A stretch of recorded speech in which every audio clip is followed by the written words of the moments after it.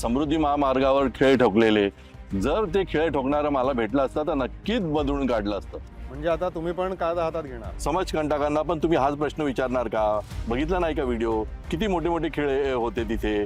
कोणाला घातपात करायचाच असता तर रांगोळीच्या ठिपक्यांसारखे इतक्या समान अंतरावर का बरं खिळे लावले असते? घातपात करणारा येऊन कुठेही सहज खिळे फेकून का नाही जाणार? याच्यात समाजकंटकांचा काय हेतू आहे हे तर मी नाही सांगू शकणार, पण लोकांच्या जीवाचं काही बरं वाईट झालं असतं तर. ज्या लोकांनी त्याचे व्हिडिओ बनवून व्हायरल केले आहेत त्यांनी त्यांच्या न कळत चुकीची माहिती पसरवली आहे. महामार्गावर लावलेले खिळे नसून ते इंजेक्टेबल नोझल्स होते, ज्यांना एपॉक्सी ग्राउटिंग असं म्हणतात, आणि हे त्या रस्त्याच्या मेंटेनन्ससाठी केलेलं काम होतं. पण हा जो काही शब्द आहे तो तुम्हाला माहिती, हे खिळे आहेत किंवा काय आहे, नोझल्स आहेत, हे प्रकार माहिती नसताना त्याच्यासाठी एखादा बंदोबस्त तुम्ही प्रॉपर करायला हवा.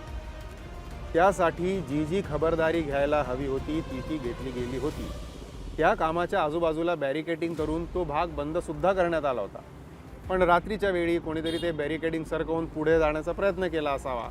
आणि रस्त्यावर कसं असतं की एक वाहन थोडीशी जागा करून पुढे गेलं की त्याच्या पाठोपाठ काही विचार न करता सर्रास इतर वाहनही जातात, आणि त्यांच्या या चुकीमुळेच हा सगळा प्रकार घडला आहे.